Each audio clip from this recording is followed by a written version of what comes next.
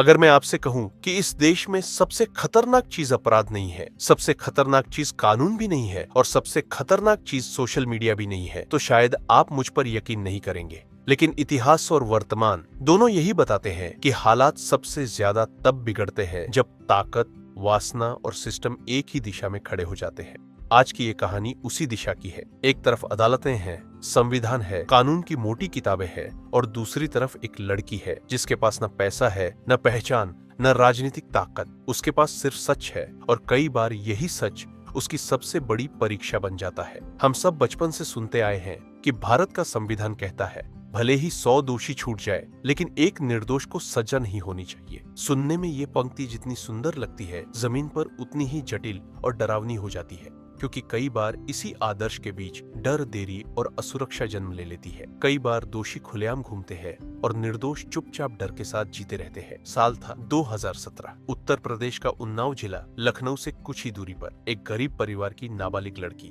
न कोई बड़ा सपना, न कोई क्रांति, बस नौकरी की तलाश ताकि घर का बोझ थोड़ा हल्का हो सके। लेकिन यहीं से उसकी जिंदगी दो हिस्सों में बढ़ जाती है। एक वो जिंदगी जो उसने अब तक जी थी और दूसरी वो जिंदगी जो अब उसे झेलनी थी। आरोप ये था कि नौकरी का झांसा देकर, उसे नशीले पदार्थ देकर कई दिनों तक यौन उत्पीड़न का शिकार बनाया गया। जब वो पुलिस के पास जाती है तो शिकायत दर्ज कराने में मुश्किलें आती है।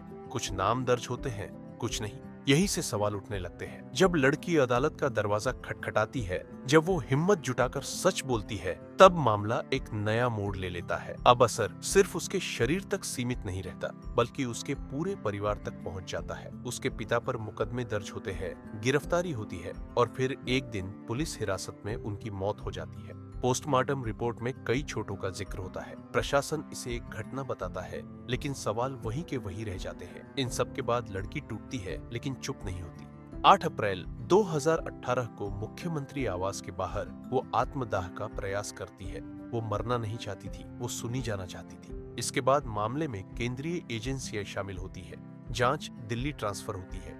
ये अपने आप में एक संकेत था कि स्थानीय स्तर पर सुरक्षा और निष्पक्षता को लेकर आशंकाएं थी। 2019 में अदालत फैसला सुनाती है, उम्र कैद की सजा। अदालत की टिप्पणी साफ थी, ये सिर्फ एक अपराध नहीं बल्कि जनता के भरोसे से जुड़ा मामला है। लेकिन कहानी यहाँ खत्म नहीं होती। एक दिन लड़की, उसकी 2 रिश्तेदार और उसका वकील एक साथ सफर पर होते हैं। रास्ते में एक ट्रक उनकी गाड़ी को टक्कर मारता है। 2 लोगों की मौत हो जाती है, लड़की बच जाती है। जांच होती है, निष्कर्ष निकलते हैं, लेकिन कई सवाल आज भी लोगों के मन में रह जाते हैं। फिर आता है साल 2025। दिल्ली हाईकोर्ट में अपील के दौरान सजा सस्पेंड की जाती है।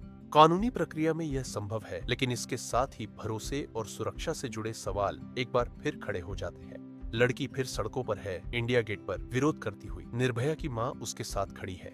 नेता आते हैं, कैमरे आते हैं, लेकिन डर अब भी वही है। और यहीं से ये कहानी एक और स्तर पर पहुंचती है। अब जरा अपनी स्क्रीन देखिए। इंस्टाग्राम, टेलीग्राम, स्नैपचैट, 99 रुपए की वीडियो कॉल, फेक प्रोफाइल, चोरी की तस्वीरें। आज किसी को नुकसान पहुंचाने के लिए पास होना जरूरी नहीं, बस एक क्लिक काफी है। इसे कहते हैं डिजिटल वायलेंस। ये सब इसलिए बिक रहा है क्योंकि चाह है, अकेलापन है और क्योंकि एल्गोरिदम वही दिखाता है जो आपको रोक ले। ज्ञान आपको आगे बढ़ाता है, लेकिन उत्तेजना आपको स्क्रीन से बात देती है। इसका असर सिर्फ एक व्यक्ति तक सीमित नहीं रहता। पुरुष उलझ रहा है, महिलाएं असुरक्षित महसूस कर रही हैं, रिश्ते टूट रहे हैं और सिस्टम अक्सर चुप दिखाई देता है। इसलिए असली सवाल ये नहीं है कि किसी एक मामले में जमानत मिली या नहीं। असली सवाल ये है कि क्या इंसान इतना सस्ता हो गया है कि उसे ताकत और वासना के नीचे कुचला जा सके। क्योंकि इंसाफ सिर्फ अदालतों में नहीं मरता, इंसाफ तब मरता है जब समाज चुप रहता है। अब फैसला हमारे हाथ में है, हम चुप रहेंगे या सवाल पूछेंगे। आपकी क्या राय है, लिखना मत भूलिएगा। धन्यवाद।